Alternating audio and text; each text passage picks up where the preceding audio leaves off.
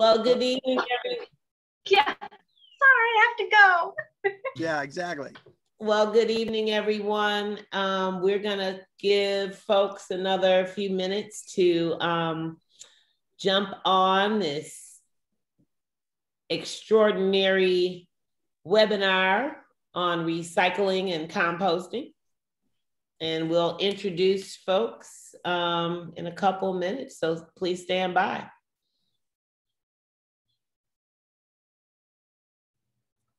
So Tim, we weren't sure if you were going to jump in and do a little intro also. No, I'm fine having Mabel do all the intro. Although, sure. You should always talk to Tim. Oh, I'm glad to talk. I've done enough talking in my lifetime. I was going to say. Time to be quiet.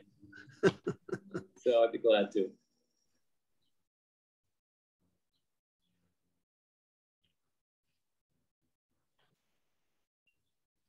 So Zoe, is it all squared away? I think so. It says my internet connection is unstable, so hopefully it hangs in there. There you go.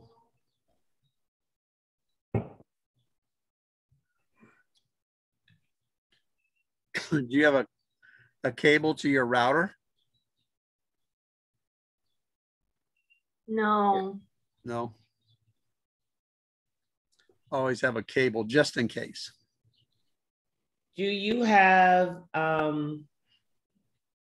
any other devices on, like your phone, or I don't know, maybe that might help to stabilize? I think it's just because the power surge, so I just think the modem is just trying to like get back into it. I think it'll be okay. You guys can hear me fine, right? Mm-hmm. Yep. Yeah. Breaking up a little for me. Yep.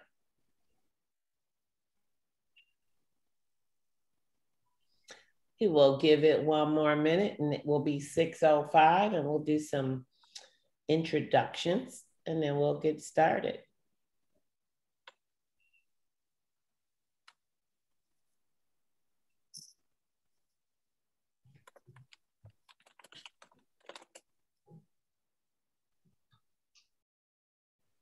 There's Ms. Lauren. And down to the Deer District afterward. Yeah, really, eh? Wow. I don't think you'll Serious? get there. Are you going down, Ann? No.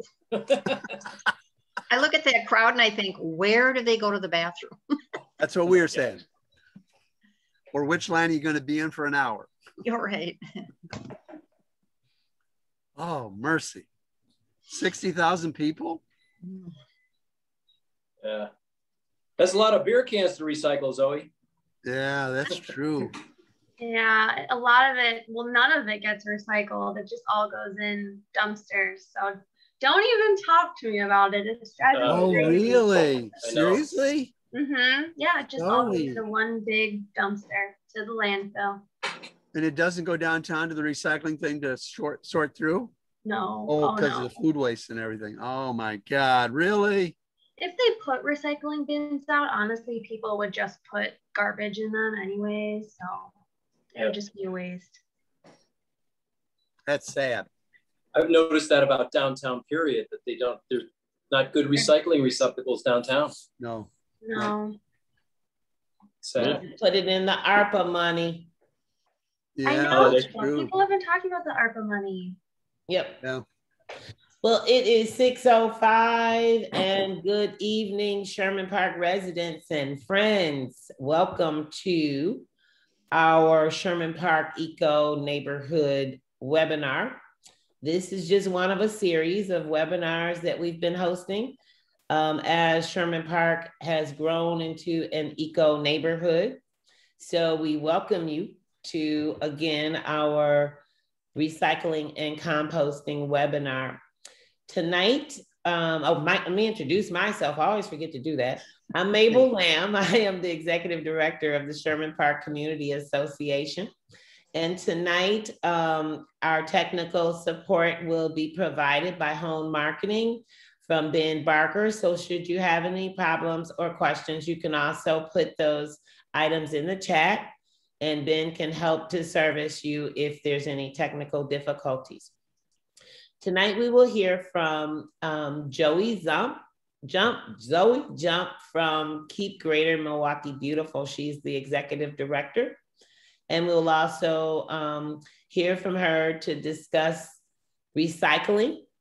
And we will also hear from Steve O'Connell, one of our Grassland Manor Block Watch Captains, resident leaders extraordinaire in the Sherman Park neighborhood. And my other partner in crime is Tim Perkins. And Tim, if you would like to say a few words before we get started. Sure. Please do. Thank you, Mabel. And we welcome Zoe and our composting hero, Steve O'Connell, to this evening's webinar.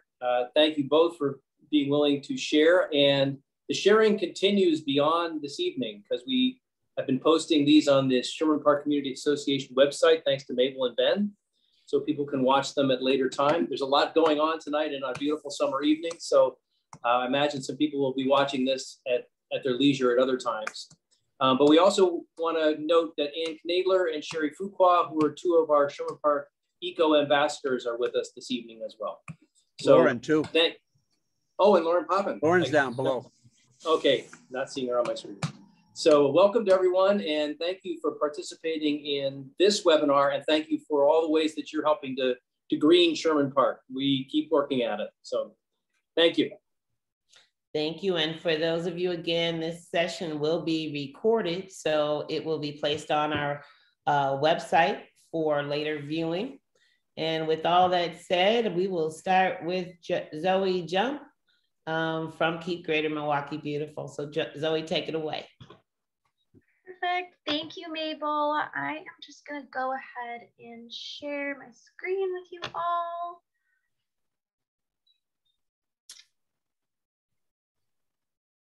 Perfect. So as Mabel said, today I am going to be going over the do's and don'ts of recycling. These presentations are sponsored by the City of Milwaukee Department of Public Works. I want to thank them for sponsoring my presentation today. And again, my name is Zoe Jump, and I am the Executive Director of Keep Greater Milwaukee Beautiful. For anyone on the call today that's never heard of Keep Greater Milwaukee Beautiful, we go by KGMB, which is our acronym. So if I ever say KGMB, I am just referring to Keep Greater Milwaukee Beautiful. We are a private nonprofit organization, and our mission is to promote clean, healthy, and beautiful communities for generations to come. And we do this through two main initiatives, one being environmental education, which is why I am speaking with you all tonight. And the other is our community beautification initiatives. We do a lot of work with litter eradication and litter cleanups around the city of Milwaukee. And if anyone wants to learn more about those, you can visit our website, which is just our acronym, kgmb.org. So tonight we're going to talk about recycling, but before we do, we have to talk about trash. And as we all know, Americans make way too much trash. The average American actually makes 5 pounds of trash every single day. So even if we add that up in just Milwaukee, that is tons of garbage. Every month, Americans throw out enough glass bottles, jars, plastics, a lot of things that are very easily recyclable into the garbage. So we're going to talk about how to recycle right and how to recycle better. So why do we recycle? We recycle because recycling is turning things into new things again. A lot of the items that we recycle are not able to break down in landfill, so they would just sit there for 100 years for aluminum cans, sometimes up to 1 million years, depending on what type of plastic and glass that you're dealing with. So it's really important to recycle. And not only recycling, also using our other R words, which is reducing, reusing, rot, which we'll hear more about Steve on the composting aspect, and recycle. So recycling is actually the law as well, which I know a lot of people don't know that. And it's not like there's recycling bandits out checking your recycling bins, making sure you're recycling, but there is a law in Wisconsin that has a ban on certain materials from going to the landfill, which is why cities started recycling programs. So those materials are number 1 and number 2, plastic containers, aluminum cans, glass containers, steel and tin, all paper and cardboard, as well as appliances and electronics. So since that ban came about, now we have this place called the Materials Recovery Facility, and it's called a MRF for short. And this MRF is located in the city of Milwaukee, and this is where all of your household recyclables come to be baled and sorted. This is just recycling collection for 1 to 4 unit households. So apartment buildings that are bigger than 4 units, large townhomes, condos, businesses, and schools, their recyclables don't come here. So today I'll just be focusing on the rules for residential recycling. And this building has actually been here since 1990. So it is pretty old. From 1990 to 2013, it ran as a dual stream facility, which people actually separated their recyclables at their house. So people separated their paper from their containers, and they did that first step of recycling. And in 2013, it moved to a single stream facility, which means that everyone can put all of the items in one bin, which is what we do now. So this facility was retrofitted, and there was about $32 million that actually went in it to get brand new recycling machines so that everyone could recycle more and recycle better. So that single stream facility is what you see on the picture here. It's mainly just machines sorting through your recyclables. There are people that work at the facility, but they're mainly there just for quality control, to check the lines to make sure the machines are doing what they're supposed to. So this allows for the collection of much more materials, and this facility can process up to 250 tons of recyclables every single day. So quite a lot of material goes through this facility.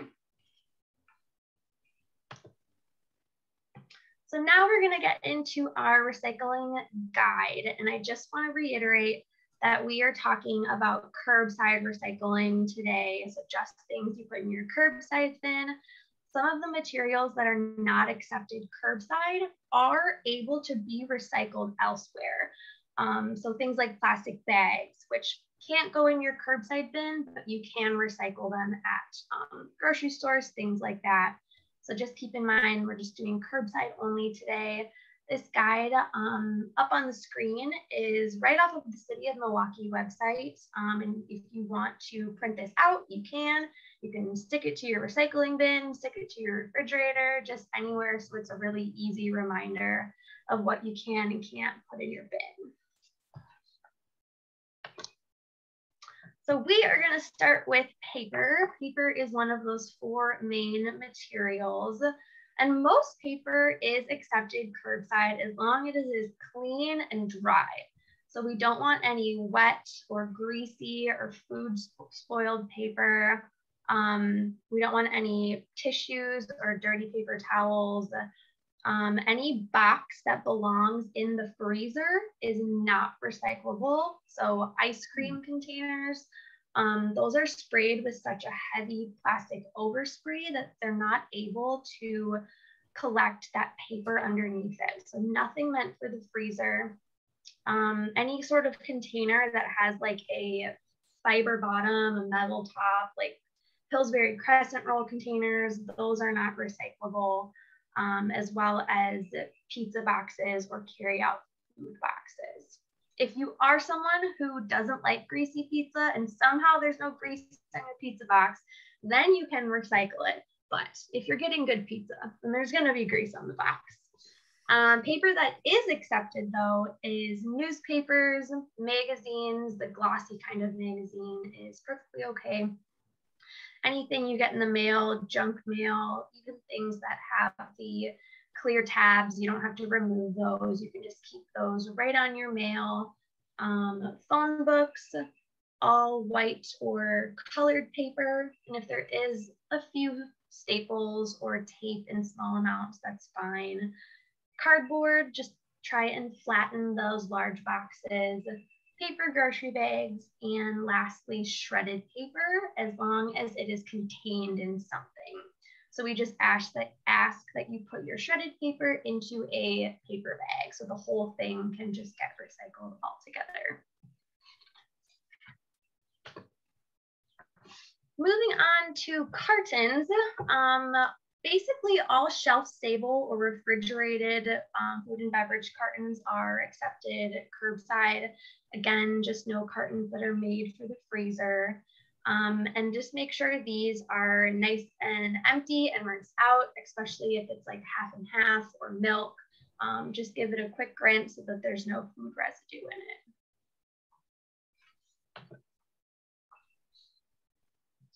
Moving on to glass, same thing for glass. Make sure that your glass containers are as rinsed out as you can. The labels can stay on them, that's completely okay. The glass that is accepted is gonna be pretty much anything that had food or drink in it. So pasta jars, salsa jars, pickle jars, beer bottles, and then different color bottles or jugs. Glass that isn't accepted is going to be drinking glasses, any crystal, cookware, light bulbs, windows, and ceramics.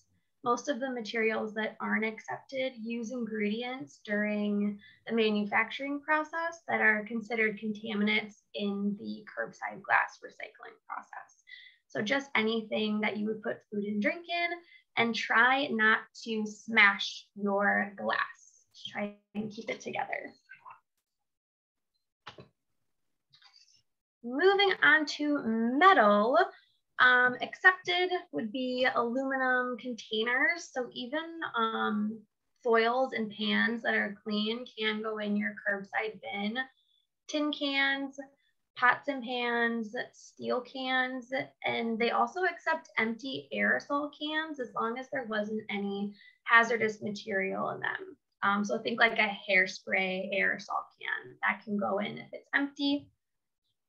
Not accepted is going to be anything hazardous, so car parts, nails, screws.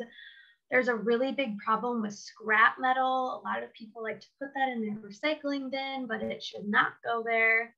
Gasoline cans, and especially propane tanks.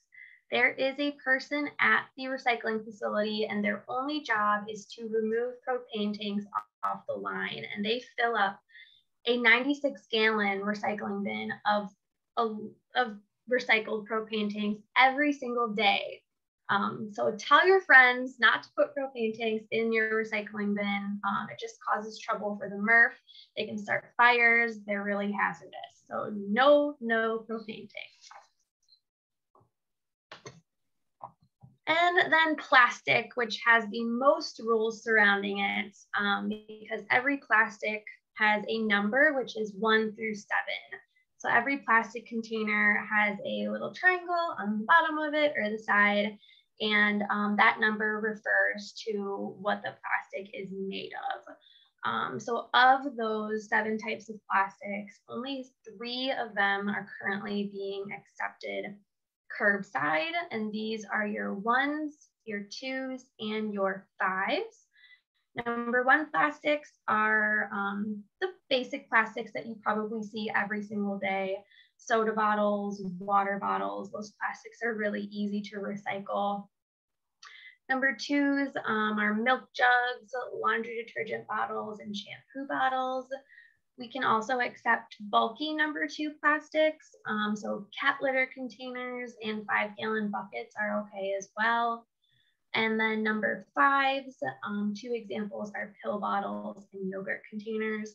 There's obviously many more things in those categories, so just always keep an eye out for the number on the bottom of your plastic container. And then again, just make sure those are clean and dry as you can.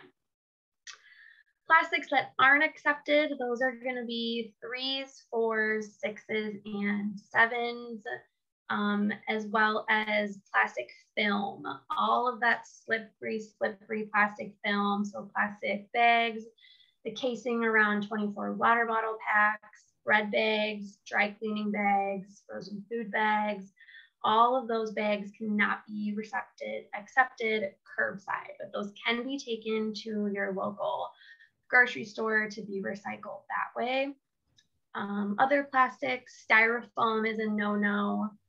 Any bottles that contained any hazardous materials like antifreeze or motor oil, as well as plastic toys.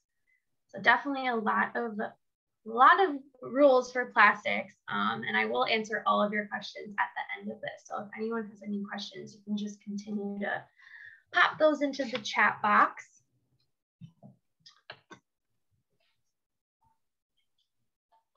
All right, to squish or not to squish? That is the question. So crushing or flattening your recycling, like containers, plastic bottles, things like that, is actually doing more harm than it is good.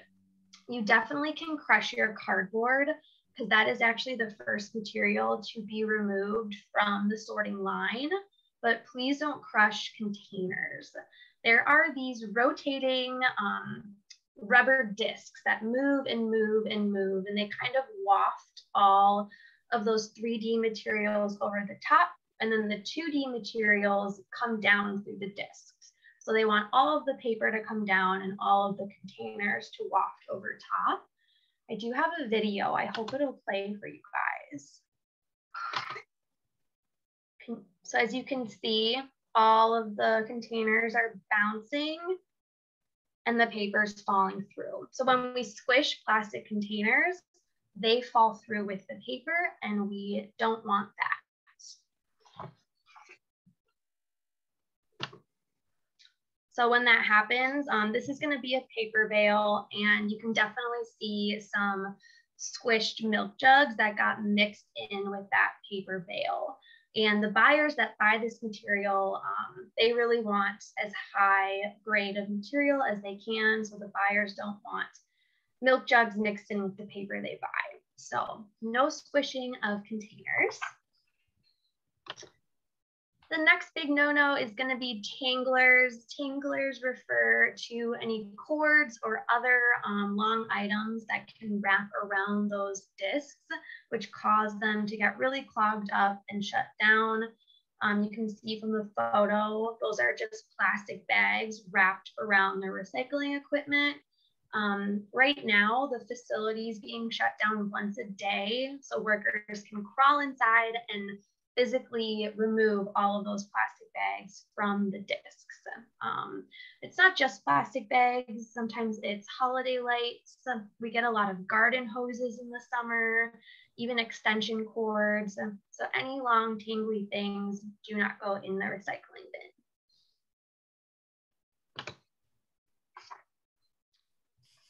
So besides that, this is kind of our dirty dozen, as we call it, the things that they see the most of that are contaminating the line, which is also called residue. Right now, the residue is 23% of everything that's collected at the facility.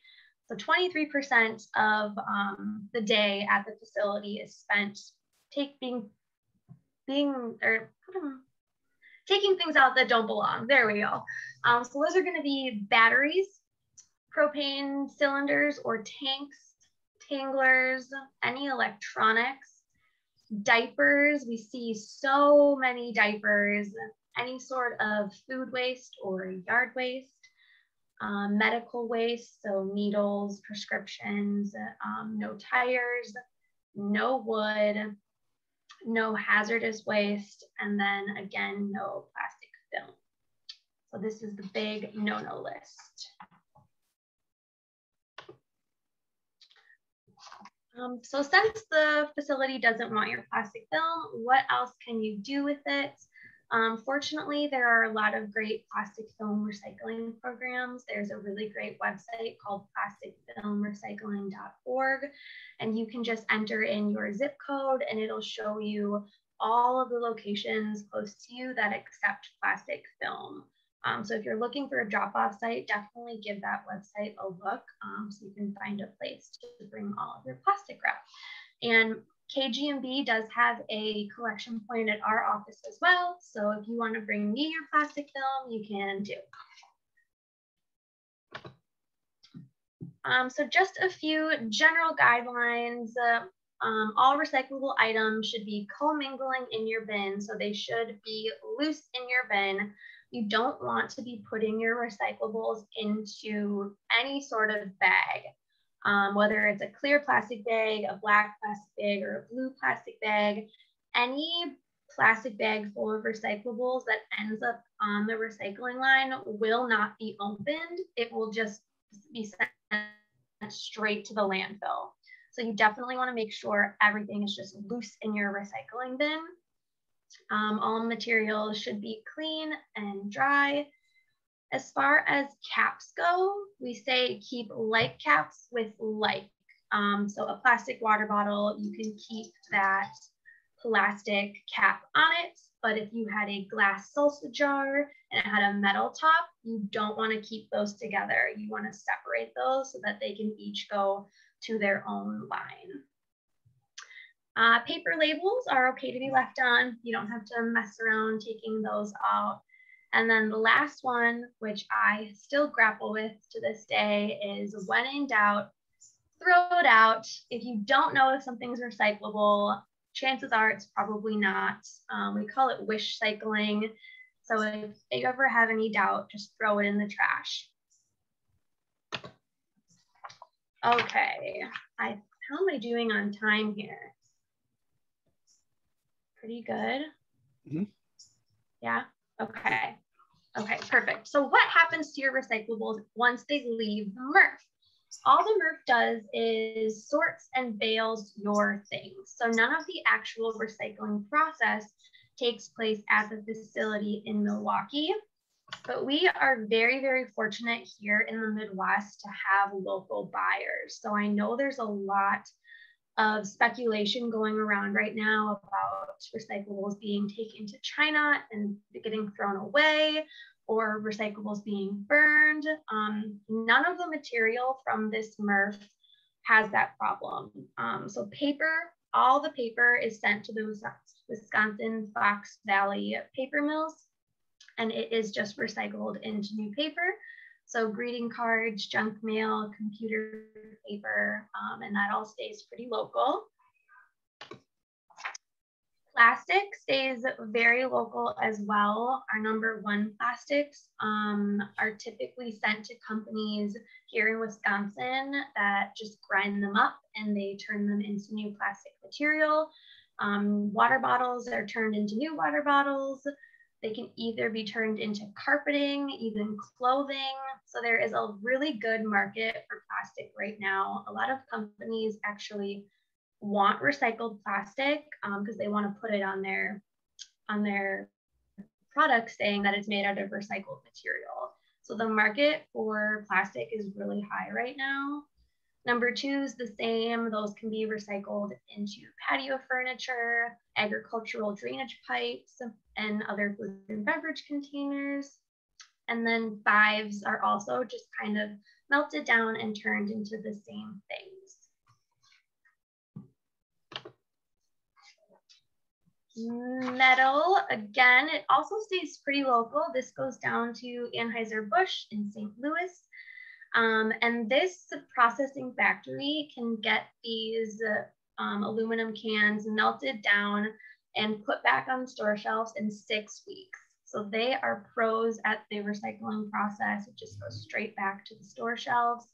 And then steel and tin mainly get turned into new food containers, car parts, and a lot of them get turned into appliances.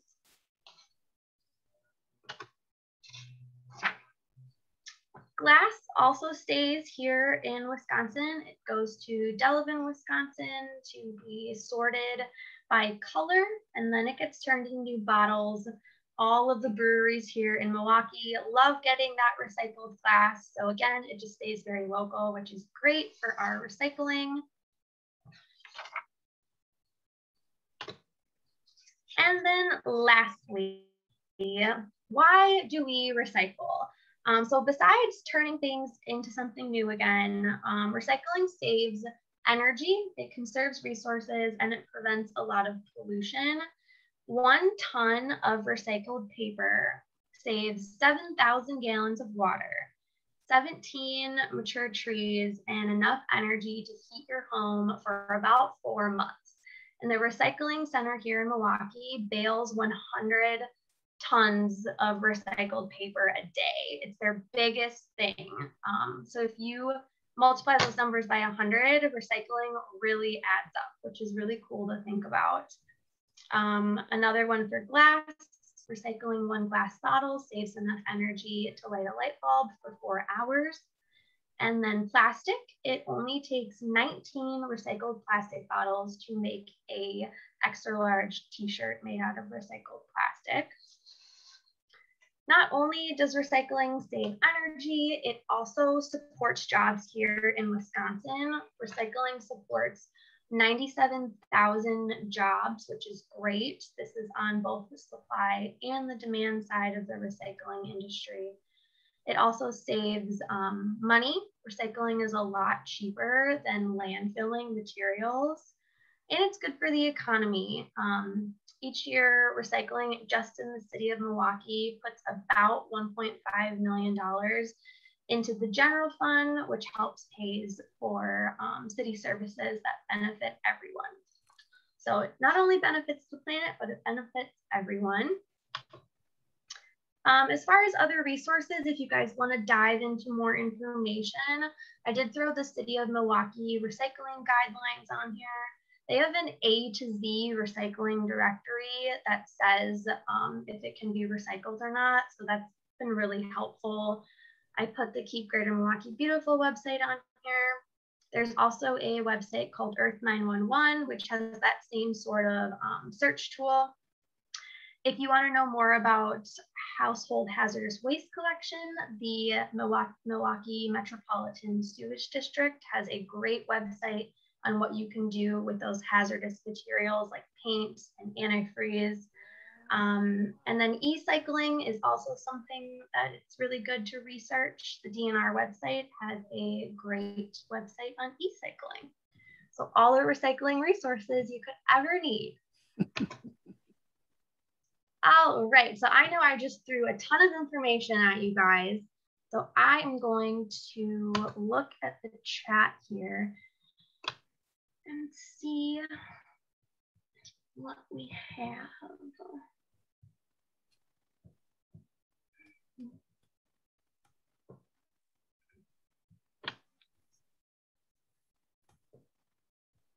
Okay, if you can separate a plastic or cardboard container from each other, can they be recycled? So I'm wondering what sort of material we're talking about. But usually we say that if the container is as big as your fist, it should be recycled. So if you can separate it from the cardboard it's on and that plastic container is as big as your fist, then you can recycle it. Why not drinking glasses? Drinking glasses are made of a different material, and when that material is melted down with the material that like beer bottles are made out of, it actually contaminates that glass. I'm not sure on the nitty-gritty about what those contaminants are, but that would be the reason why. I'm confused about when to put the lids back on containers and when not to. So yeah, just like stays with like. If it's plastic, it stays on plastic. But if it's a different material, like a metal jar on a salsa jar, then it should be separated. Zoe, could I ask you real quick related to that? plastic, like plastic tops with a plastic opening on a milk carton. Is that, what do you do there? On a milk carton, not a milk jug. A milk carton, right. Right. Paper. So you can, cartons are the only one that the city lets you keep the caps on. I'm not sure what the reasoning is behind that, but you can keep the tops on milk cartons and milk jugs. Thank you. All right, what else do we have here? Oh, this settles a disagreement I've been having with my husband. To squish or not to squish? Well, I'm glad I could help. Hopefully I answered the question about where to drop off plastic bags. Oh yeah, you guys already answered it. Perfect. My recycling people told me to flatten milk bottles. Well, I'm gonna have to take it up with your recycling people. I definitely wouldn't flatten milk jugs. If it's a milk carton and it's cardboard, then you can flatten those, but milk jugs should stay the way they are. We do need huge signs on the recycling carts that say no plastic bags. The city's actually working on that, so stay tuned for more details on that because they're just as fed up with it as anyone. Can empty latex paint cans be recycled? No. The minute that the city puts they accept paint cans, people are just gonna run with it and take advantage of it. I trust you when you say that they're clean and empty, but a lot of people won't clean them and won't empty them. So no, they're not recyclable at this time.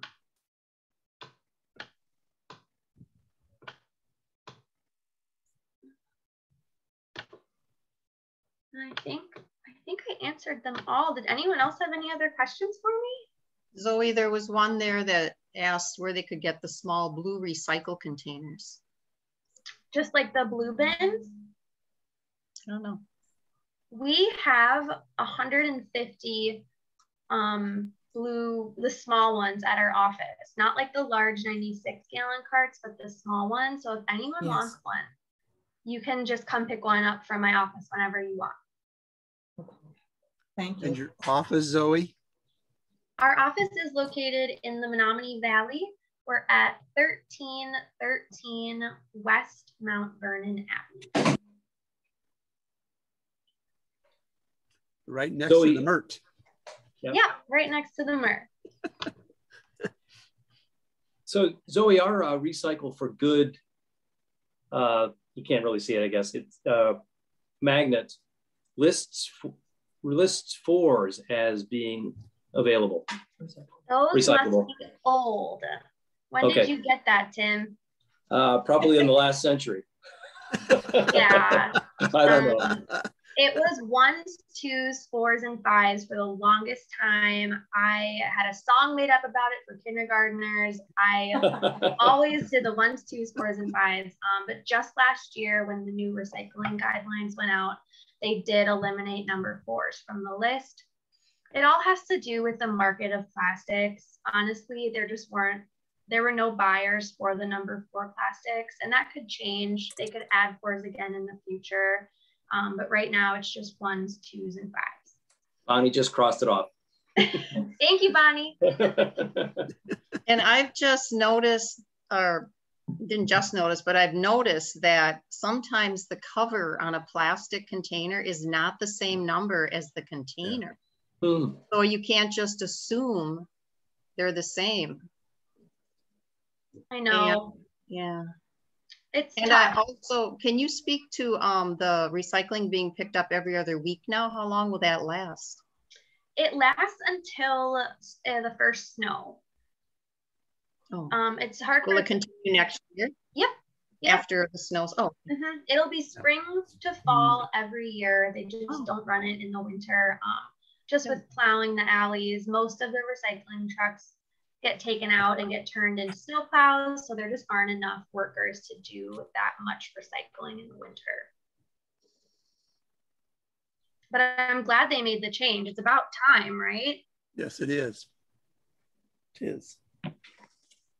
So on the Keep Greater Milwaukee Beautiful website, do you have listed some advocacy groups that are advocating for elimination of or reduction of plastics in the consumer world, like Plastic Free Milwaukee? And do you list some of those advocacy groups that are trying to advocate for better practices? We don't actually right now, we don't have any listed on our website, but Plastic Free MKE is the one to look to. They have the most up-to-date information, and they're really the ones on the ground getting this movement going. Right. Well, if that is all, then I will go ahead and turn it over to Steve. Great, thanks, Zoe. Good job. That's excellent. Thank you, Zoe. Thank you. Thank you. Zoe. Thank you. Okay, we're going to switch gears. We're going to work around the whole concept of making dirt in your backyard.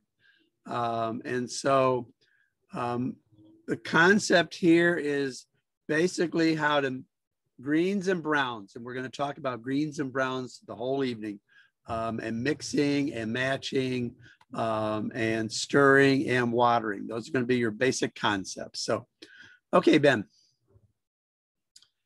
Basically, compost is organic waste. Basically, you're decomposing it into soil. The beauty of a rich garden soil is decomposted organic waste. Organic, anything that once was alive, it came from a living being, living things, and organic material over time become your new rich organic soil. And so you're basically looking at green things that were living and brown things that are starting to decompose and mixing them together. And basically that becomes your dirt. So it's as simple as that. Okay, and basically this is my compost corner. I have 4 different composters. The big round one, that's my new one. That's the one that I start out all the compost in. So all the new stuff goes in there, stuff from the garden, from the yard, grass cuttings and things of that nature. The 2 on the left side, those are about a year old. They're moving toward another year of composting. Those compost piles, and you're going to see how alive they are, those are basically full of worms. Those are our workers. The worms are the workers. And you'll see the pictures that I'm going to show you. And the last one behind there, that's next year's compost. It's at the end of the compost cycle. And I'll show you how rich and organic it looks. Okay, Ben? Now, an active compost pile, and this is the crucial thing to the whole concept. You're looking for an active compost pile. Your compost pile is a mixture of green organic materials, food scraps, garden trimmings, fresh manure sometimes, brown organic materials, dead or dry leaves. The green materials, that's your nitrogen. That's what gets your organic materials composting. That green material, and I'm going to talk about heat, that's where the heat comes from. That is already beginning to break down. The brown materials, that's your carbon. That's going to become the organic material.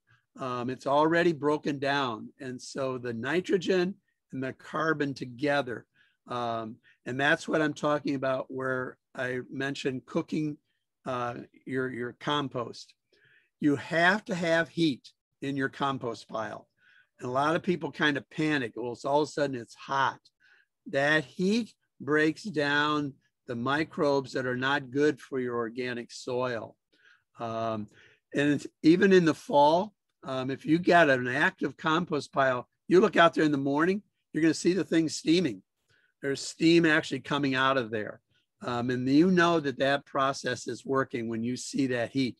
Or you put your hand right over the top of the pile, you can feel the heat coming up even in the summer.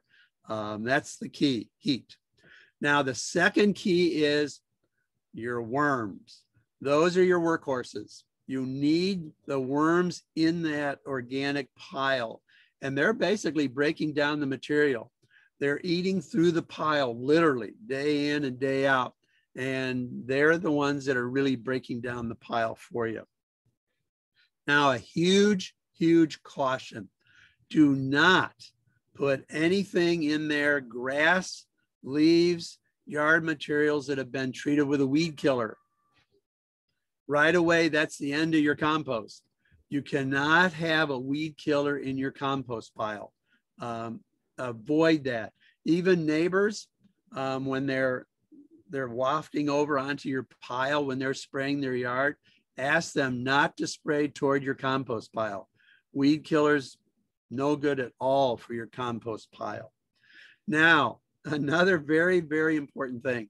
Oh my God, it's about 10 years now. Remember, we used to put the compost pile out in heaps, or we'd find some pallets and put them in the pallets. We were attracting all kinds of rodents. And so the city came up with a new ordinance. Your compost bins have to look just like mine. They have to be enclosed. You can't have a screen, or you can't have pallets or anything of that nature, or just leaving the pile out in the open. Too many rodents. And so that's one thing you got to avoid. No rodents. And that's another problem that cities had to deal with over the last 10 years, give or take, especially rats. Rats will get into those piles, and that's no good for us at all. So, okie dokie, then. Now, this is a green pile, and this is my roundman. And as you can see, right on top of that pile, you see leaves and stuff that I've just taken out of the garden. You see stuff that we like onions and that type of thing that we just chop the onion bulb off, and then all the rest of that stuff goes back into that pile. So refuse from your tables, table scraps and things of that nature. Even if you're out, like today, we cut some of the bushes, the bush trimmings, you can throw those in as long as they're really fresh and green. And then the key is grass cuttings. Your grass clippings, save your grass clippings. They're perfect for compost. And just throw those on top of your pile. They really get what we call, they get your compost cooking. That grass, you can leave that grass in your bucket for a day and just put your hand in there and you'll feel the heat already. It's already starting to decompose if you just leave it sitting in a bucket. Okay, Ben? Now, here you can see the worms. All those little straggly things, those are all worms. And that's the two piles on the left side. Those are my working piles. And they last for about a year with those worms in there. You can reach down in there literally and have a whole handful of worms. I've had people come and get worms from me. They need worms, and I just give them a handful of worms and throw them in a container, and they take them home, throw them in their compost pile, and they're off and running. Bonnie, you were talking about the red wigglers. Those are the red wigglers right there. And I literally, you reach in there, those things are just wiggling all over the place. And it's unbelievable. Your worms are your key to your compost pile. Okay. Now here's the whole green and brown, and this is basically what I call a cocktail. On the left side, your green stuff, fruit, vegetable peelings, coffee grounds, cocoa shells. Cocoa shells are phenomenal. They also, as you're steam and as you're cooking your compost pile, the cocoa shells, it literally in the backyard, it smells like a chocolate factory sometimes if I have so many cocoa shells in there. Leftover food, no grease, no meat, and no fish. Nothing in the meat category and no grease. Grease is the killer of your compost pile. Fresh garden waste, grass, green leaves, flowers, et cetera, clippings. The beauty is if you can round up some manure. Manure can be a little dainty and a little odoriferous, but it does help your compost. And the best compost is elephant manure. Zoodoo, it's called. And you can get it from different zoos now are selling it. It's called Zoodoo, and it's the best. And I ain't kidding you. Chicken manure is actually pretty good. We had a neighbor right up the street. I'd go over and get buckets of it and throw it in the compost pile. Brown stuff. This is the cocktail, the browns. Shredded paper, cardboard. Avoid coated stuff. Rabbit poop. Oh my God, the best. We used to have rabbits. Oh Lordy. I avoid paper. I'm not a paper fan, but people love it, and I've seen people using it, but I avoid it. Dry leaves. Be careful with the dry leaves when you're picking them up off the street. You don't know if people have been using weed killers on their lawn. So just be careful with that. I always ask if people are throwing leaves out. I walk over and ask, are you throwing any weed killer on your grass? And they say, yes. I don't go near that pile. Otherwise, I take their leaves. Dried grasses, weeds. The best is Deneen Park. When they cut the marsh reeds over there, go for it. I went over there and I used to get bundles of that stuff. It is phenomenal in your compost. Marsh reeds are the best. Twigs, dried plant stalks, coconut, and corn husks are really, really good. Sawdust, I avoid it. It's slow breaking down. Where I get my horse manure, she uses sawdust, and I usually take the pitchfork and I sift it out. So I just get the bulk, but not the sawdust. Cotton wool, and I think, Bernadette, you're asking about that. I've never used it. Lint from the dryer. I know people use it. I've kind of shied away from it. I'm just never quite sure about it. And then the beauty, if you can find a greenhouse, get the plants left over at the end of the season. They come with a chunk of dirt. Oh my God, that's the best. You get the dirt and you get the dried out refuse. And my buddy John, at the end of the season, he always calls and says, Steve, I got some stuff left over here. I'm there just like that. That stuff is perfect. You got the dirt and you got the dried materials. It's a beauty. Lauren, thank you. Thank you. Okay, the next one, Ben. Now, you've got your cocktail. Now, the key is water and stirring. It's work, air, and water. It's as simple as that. You need the air, you need the water, and you got to stir. It's crucial. Air and water, perfect living conditions, organisms that are in there. Bacteria, the molds that come, as well as the creatures and the insects. They feed on that organic material. I water my piles usually about once a week. Just keep it damp, moderately damp, as we say.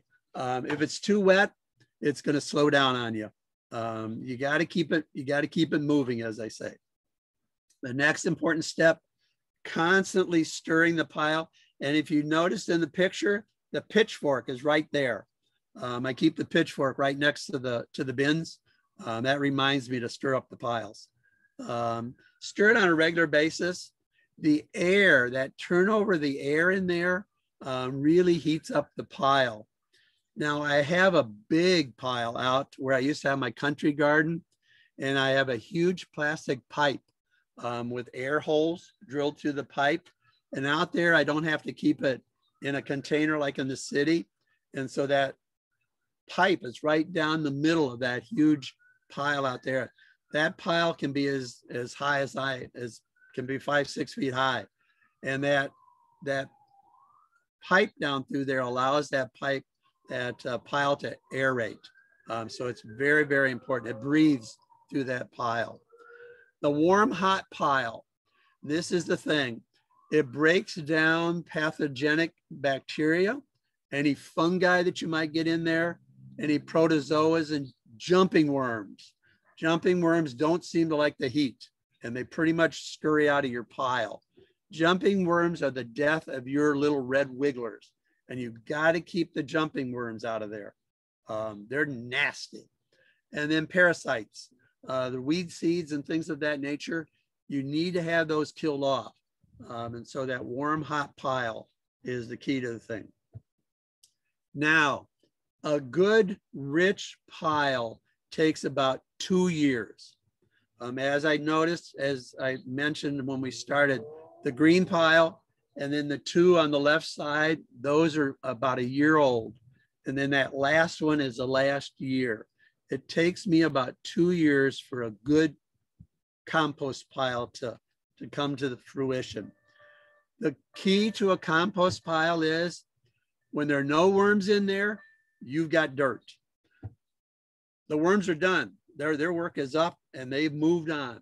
And so as soon as I go through and I sift through the compost pile with my hands, if I don't see any worms, we're good to go. The worms are done. They've moved on to the other piles. Okay, next one, Ben. And here's basically next year's compost pile. And you see that rich dirt in there, and it should look just like that. It's pretty dark. It's turning black, as it were. You'll see a little bit of, there's still some refuse in there. That will break down by next spring.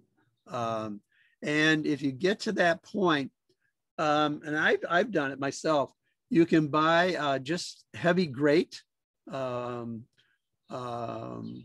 fencing, and then just sift your compost through it, and the dirt just falls through, and then that compost, the refuse that's left, goes back into the compost pile for next year. So I keep that stuff that's left. So as I sort through it. Okay, in a second, Ann, I'll pick up on that. That's a good point. Okay, next one. Now, here's the cold composting. And this is basically the low and slow way to make dirt. It's going to take you about 3 years. But if you leave Mother Nature alone, you'll have compost in 3 years if you don't want to do too much work. Just keep throwing the stuff in there. Again, it aerates itself. Just monitor the moisture levels. Cold composting, it's one of the best ways for organic waste to decompose. And you don't have to spend much time at it. And you'll see a picture at the end. But like I say, it's going to take you about 3 years to get good usable compost. A word of caution, you generally are not going to have enough temperature in there for the decomposition to kill off the pathogens. So you kind of have to you do have to mix it a little bit more. So you do have some heat in there. Otherwise, you get bacteria and fungi and things of that nature in there. The nasty worms, things like that just grow in there. It's better to have heat in it. And then our cold climes, usually that'll slow down your cold compost pile. The cold, I can have a compost pile that stays warm through the winter. I can reach down in the bottom down there and there's still red wigglers running around down underneath there and it's still warm. But if it's a cold compost pile, it'll freeze up on you. But the beauty is when it reawakens in the spring, oh my Lord, the mushrooms. You would not believe the mushrooms that come out of those piles in the spring. Oh, it's good eating. Make sure you go to your mushroom book, make sure the mushrooms are safe. Okay, next one. Now your finished product, happy gardening. It should look dark and it should be crumbly. It should crumble in your hands and it has a phenomenal odor to it. Just an earthy odor. And it's beautiful in your hands and that smell. And that's growing material. You're ready to go. The decomposed materials I mentioned before, I just throw those back in the piles that are still working. It'll all break down sooner or later. Where to use your compost? Flower beds, phenomenal in your vegetable patch. And anywhere where you need soil. You'd be amazed at the beauty of decomposed compost. Healthy plants, and it just lends to a healthy plant. And you'll be surprised at the vegetables you can grow in rich, deep, rich compost. It's pretty amazing. Okay, picture time. Now, this is something, oh mercy, I've been at this for, probably 5 years now. Straw bale gardening. You get yourself a straw bale and you get yourself some high nitrogen fertilizer. And it takes you about 2 weeks to get that straw bale decomposing. There is a perfect place for you to grow stuff. That straw bale is decomposing as your plants are growing right in it. And that's one tomato plant. That is that's a tomato paste plant. The size of that plant already, and that's a couple of weeks ago. And that's a straw bale. And as you can see, I have strings all the way around that thing, just trying to keep it together. That's how big that plant is in that straw bale. Okay, the next one. Oh, mercy. This is the compost mound that I use every year. I turn all that dirt onto last year's dirt and I just rototill it together. That is 2 pumpkin. Believe it or not, that's how big those pumpkin plants already this year. And those are pie pumpkins. And on the side, you see the nasturtiums. Those are at the end of one of my my vegetable trugs where I grow stuff with the compost dirt. And then the last picture, and I ain't kidding you, that literally is 2 tomato plants in a cold compost bin that I took apart this year. That plant is as big as me. And tomatoes, the whole thing is full of tomatoes. And that's how quickly things are growing in the backyard with just the compost. I don't use anything but compost for the dirt. I don't buy any dirt or anything of that nature. Make your own dirt, you're off and running. So that's basically the backyard garden. You can see the plants, the tomato plants right in front. Those are on straw bales. 1 straw bale per plant. And you see how many tomatoes I've got already. And so early this year, it's pretty phenomenal. So questions. What about straw? Straw works. It's slow breaking down, but I do use straw, but I use the straw out of my straw bales. Those go in the compost pile at the end of the season. So straw works. Lauren, thank you about the dryer lint. Yeah, the microplastics, that might be an issue. Lauren, you're probably right about that. Yeah, if it's 100% cotton and wool, that would be fine. But, and yeah, the cold weather, it just affects the cold bins. Doesn't affect your warm ones. Like I say, I can reach down in there in the winter and I still have worms at the base. And there's a bit of heat in there. So you call a cold bin something that you're just kind of laissez-faire with the whole thing and just letting it do its own thing? That's a good word, laissez-faire. or just plain lazy. But it works. I've had it back here. That one, the one where that big old plant, those 2 tomato plants, that was there for 3 years in a cage. I hid it behind so I wouldn't get sighted. I hid it behind the bushes so they couldn't see it. You'll get cited for it if they catch up with you. Compost can be worked into existing soil. That's that big mound. So at the end, when that one is ready, all that dirt goes on top of last year's compost mound, and I rototill it all together, and then then I spread it out the rest of the garden. And so that mound is always active there also. That's perfect when you put it with your existing soils.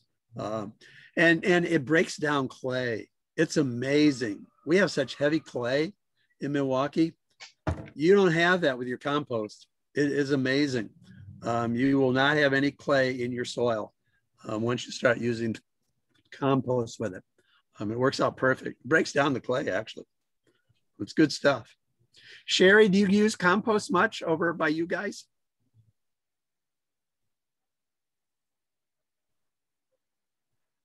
Sherry? Actually, no.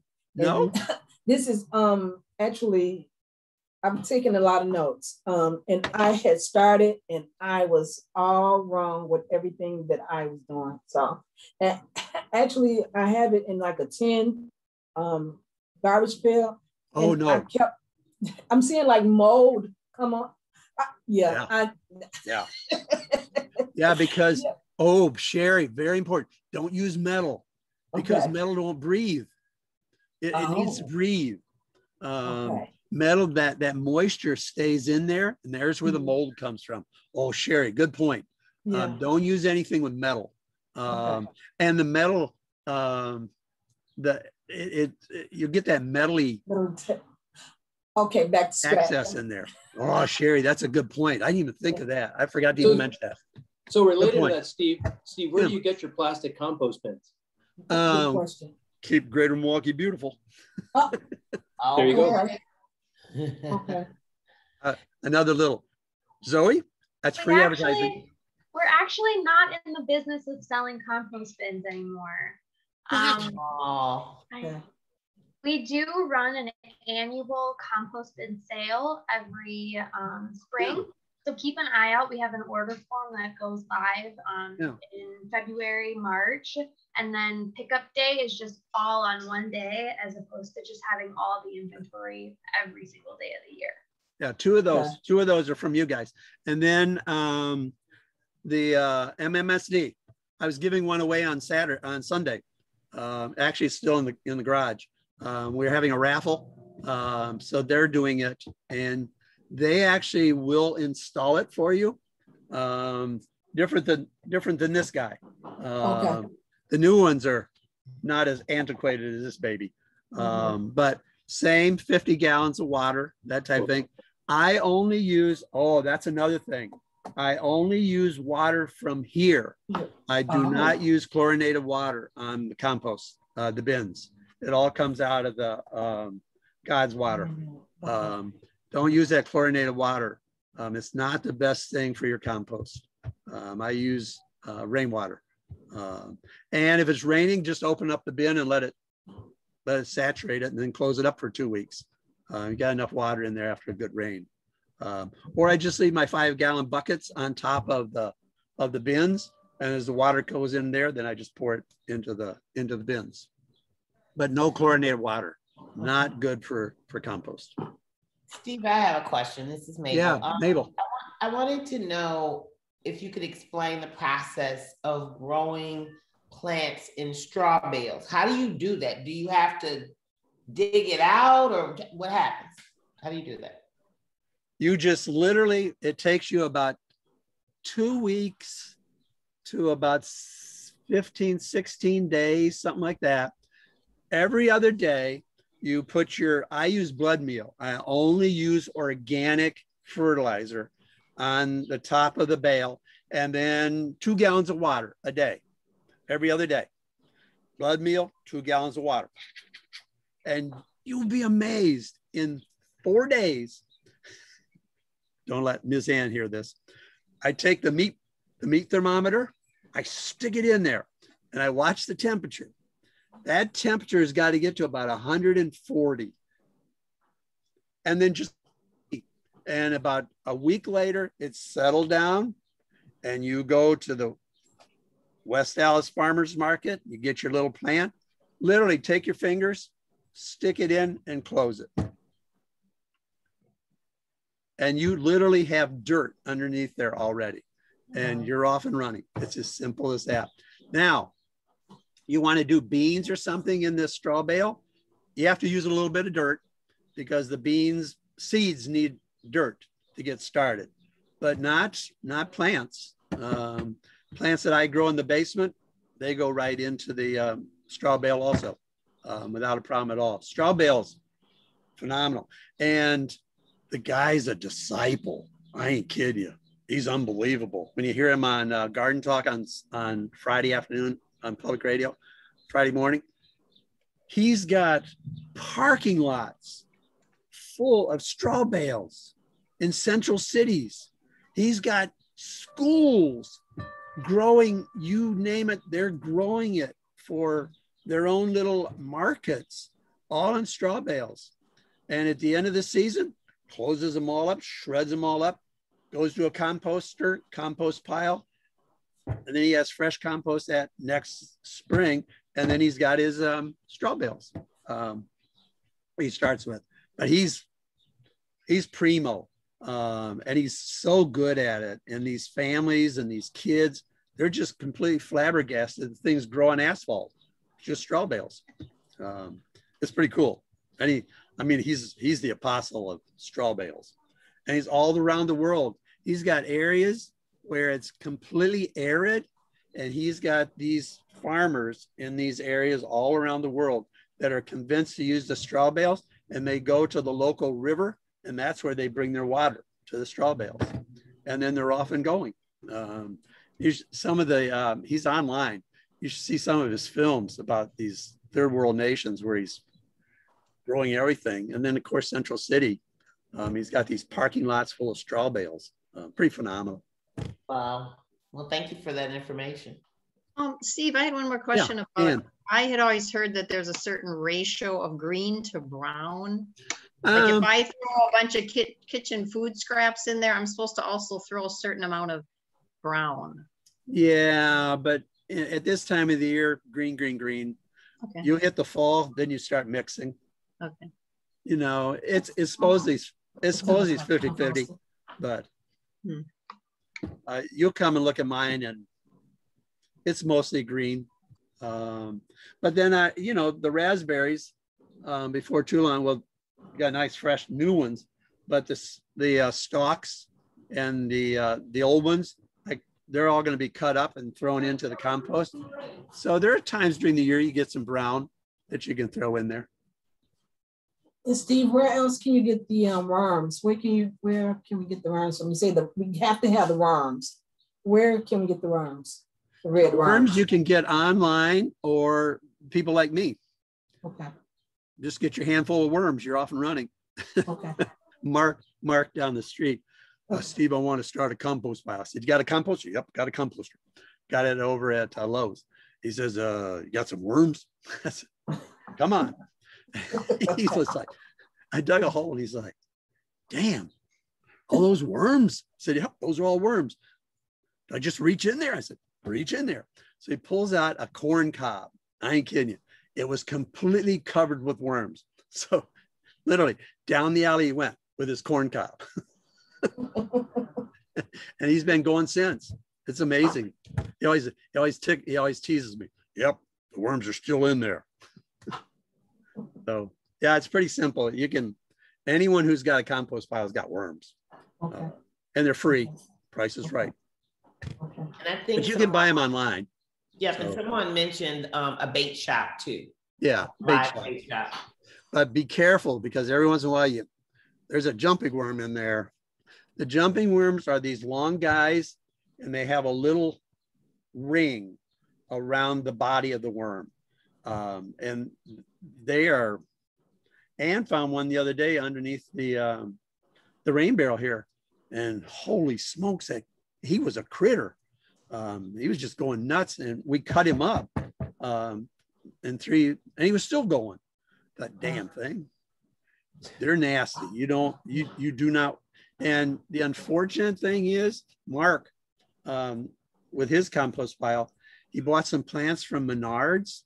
And he's like, Steve, I think I got those big worms, and they were in the plant, the base of the plant had jumping worms in them. I'm thinking, shucks, folks are shipping those things to us from Lord knows where in the Menards plants. They were from Menards. I'm like, shucky darns. That's the last thing you want, are those things in your yard, because they're the worst. I ain't kidding you. I like Shucky Darns. I know, that's it. That's the word, Chucky Darn. You guys, Yeah, you haven't heard that? I say that all the time. Everybody knows Shucky Darns from me. And then there's Lauren with her new, you want to talk a little bit about your garden, your farmette?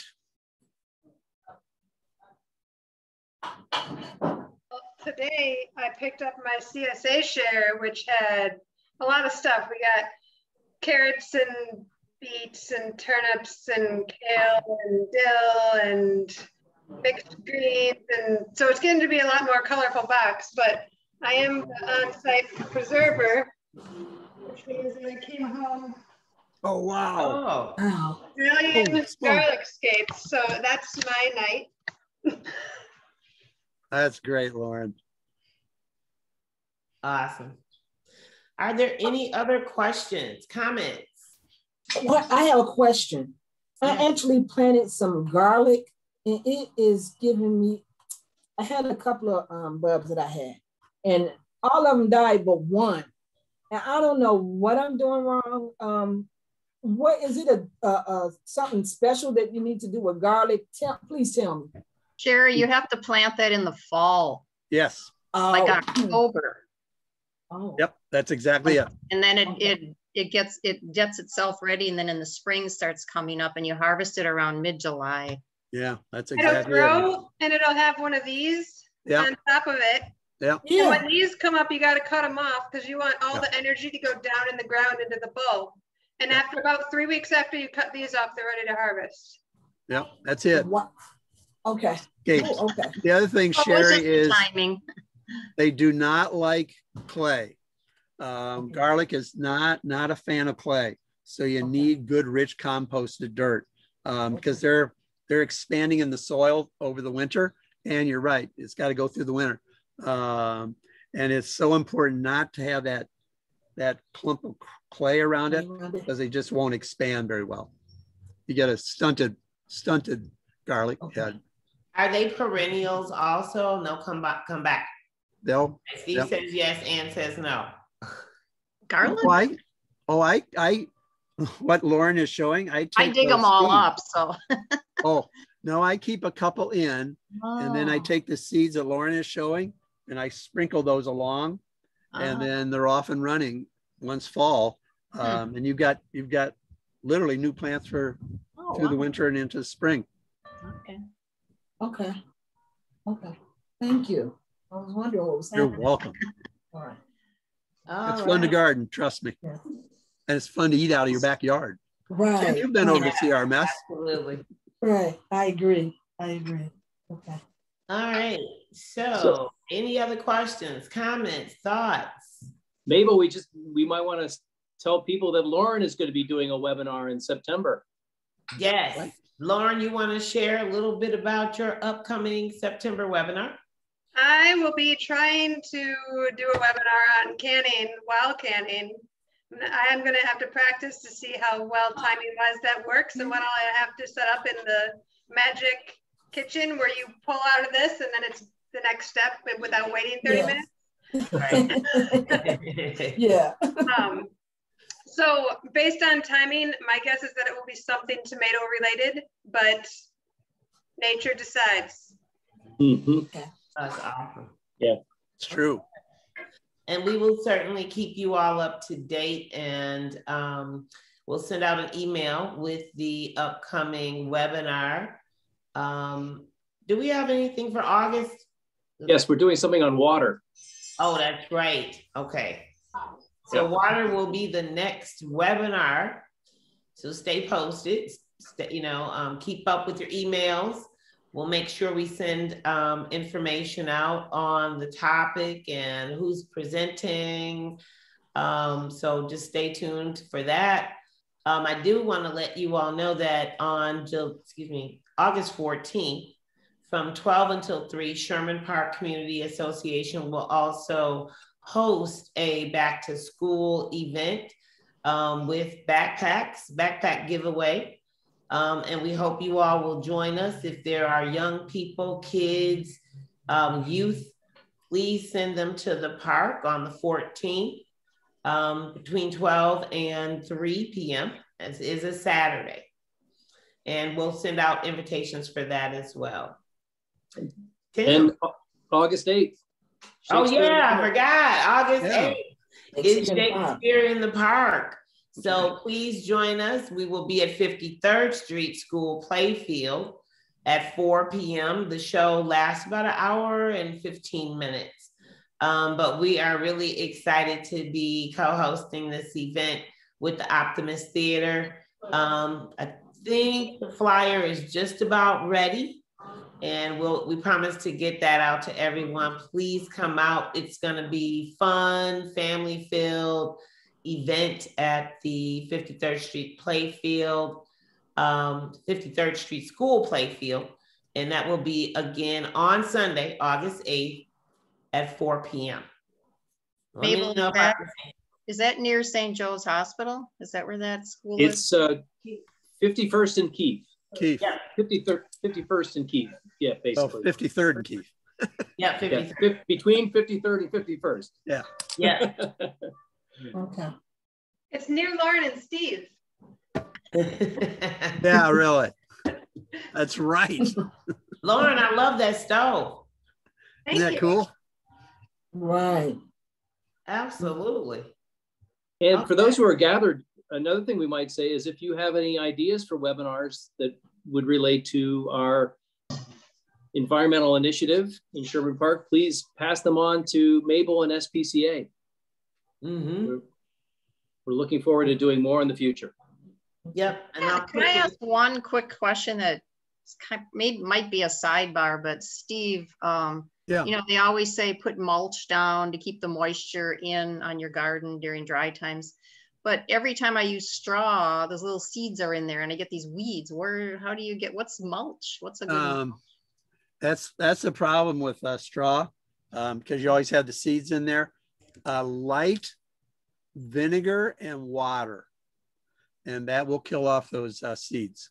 So just vinegar and water mix.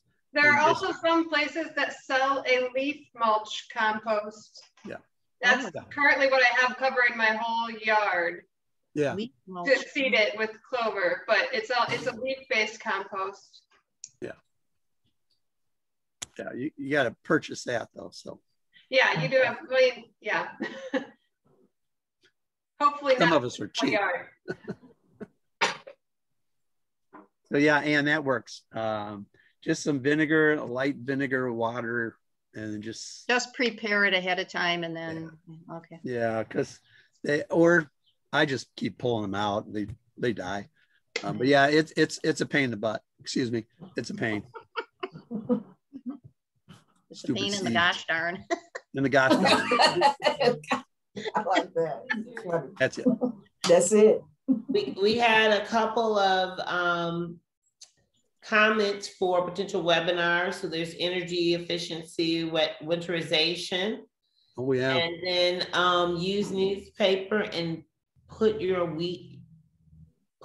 pulled weeds on top. I don't know what that is. Oh yeah, you can do that and wrap it and then put it in the compost pile. There again, that's the newspaper. I just kind of shy away from newspaper, but that's another way of starting it to decompose. Because your pulled weeds, that's your brown, that's your green with your brown, and it'll start to decompose with the newspaper. And newspaper is fine for mulch. I know a lot of people do that. That works. Okay. Great ideas, guys. Related to the energy efficiency, I think that would be a good focused webinar in the future. We looked back at one of our webinar on solar, and the Green Homeowners Group representative spoke about how you can get your house evaluated. Right, Mabel? Yep, and that recording is already posted on the website, so you can definitely take a look at that. And I'm trying to think, we didn't do anything else that was home related. Not yet. That would be good in the future. Yeah, that's awesome. That's great. Great idea. Did Ben leave us, Mabel? Ben is gone. We got to pat him on the back. Kudos for Ben. It's not, look, it's 30 minutes till the Bucks game starts. Oh, that's right. Well, so on behalf of everyone, thanks, Steve. Thank you, guys. Zoe. Thanks, everybody. Thanks to Keep Clear Milwaukee Beautiful, you and Betsy for supporting all of us and keeping our neighborhoods clean and beautiful. Thank you That's for so having true. me, guys. Go Bucks. Thank you. Yes. Bucks is right. And tell them to recycle. Yes. Go recycle. Wow. Yeah, go recycling. Take care, everybody. Thanks, All right. everybody. Thank Good you. night, guys. Bye, All guys. right. Thanks for joining us. Have a good weekend. The rest of the week. Yeah, that too. Thank you. Thank you.